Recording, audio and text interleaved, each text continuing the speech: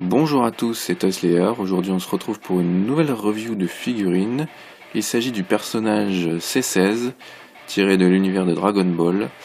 Un personnage donc créé par Akira Toriyama et qui s'est fortement inspiré de l'univers de Terminator 2. En fait, si vous regardez bien le visage de C16, il fait fortement penser à celui d'Arnold Schwarzenegger avec un menton assez anguleux et une tête assez carrée. Et même si on regarde plus globalement l'arc scénaristique de Cell, on peut clairement sentir l'influence de Terminator avec les voyages à remonter le temps, les cyborgs, etc. Akira Toriyama s'en est fortement inspiré, mais si vous voulez en savoir plus, je vous invite à lire les nombreuses biographies que vous trouverez sur le net ou en bouquin. Aujourd'hui on s'attarde sur la figurine, après ces quelques mots. Donc c'est une figurine, comme je vous l'ai dit tout à l'heure, de la marque Banpresto, de la gamme Sculptures, comme on peut le voir ici.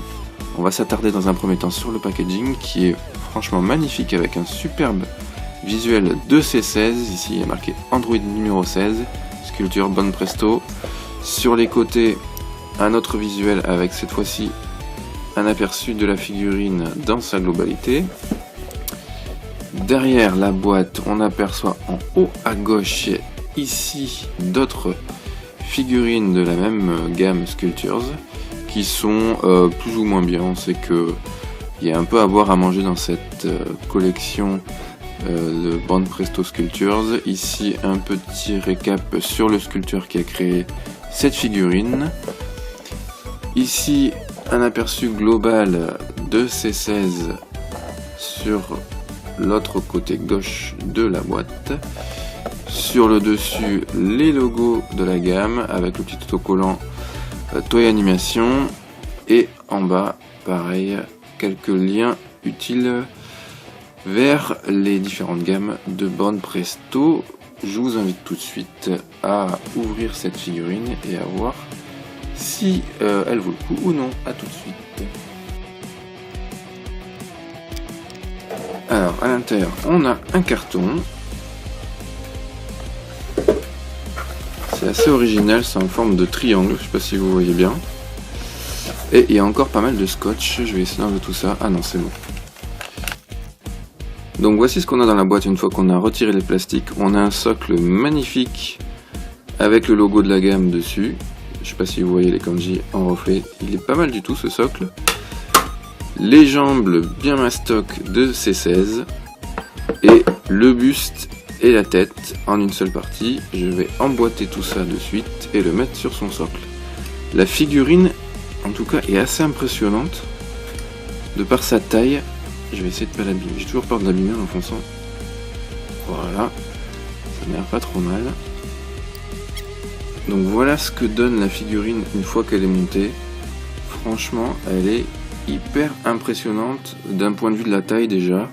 Vous voyez, elle est très mastoc, très imposante, tout comme le personnage, hein, ça correspond bien à son charisme.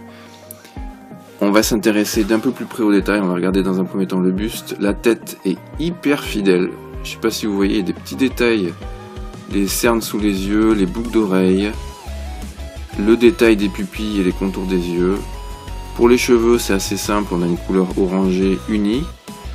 Sur le plastron et les avant-bras, on a des petites marques d'usure qui sont bien pensées, tout comme dans le dessin animé sur son armure. Le logo, le ruban rouge, quelques petits détails aussi des stries ici qu'il a dans le dessin animé. Je vais essayer de faire un focus sur tout ça, pour que vous voyez bien. Voilà. Le buste est super impressionnant, la coiffure est bien respectée. Elle est, je le répète, hyper imposante cette figurine. On va la mesurer après. Je vais vous montrer un peu les bottes. Vous voyez, les bottes sont assez simples par contre, mais bon, bien modélisées également. Je vous repose ici la figurine pour que vous la voyez dans sa globalité. Franchement, écoutez, je suis vraiment très très surpris de la qualité de cette figurine. Elle est vraiment magnifique. Je vais essayer de vous mesurer tout ça tout de suite et vous dire combien elle fait. J'ai du mal à la mettre dans le cadre tellement elle est grande. Je vais chercher mon petit mètre. Socle non compris, cette figurine, on a le 20 ici. Vous voyez, elle fait un peu plus de, ouais, je dirais quasiment 22 cm. Elle est vraiment imposante. Cette figurine de C16 m'a coûté environ 50 €. Je l'ai trouvée sur eBay. Il faut savoir que son prix est assez élevé, tout simplement parce que c'est une figurine qui est sortie en 2010. Donc les stocks sont un peu plus réduits, elle se raréfie au fur et à mesure. Il y a des figurines Monpresto qui sont un peu aussi touchées par ce phénomène, comme la figurine de C18. À vous de voir quel budget vous voulez y mettre dedans, mais en tout cas, je regrette pas franchement de l'avoir acheté. Elle est vraiment magnifique cette figurine de C16, que ce soit au niveau du sculpte, des peintures, des détails et de la pose super charismatique. Le personnage en plus a vraiment une bonne tête, donc je vous encourage fortement à vous la procurer si vous êtes fan des cyborgs et des personnages de l'arc Cell. Franchement, allez-y les yeux fermés, elle est superbe.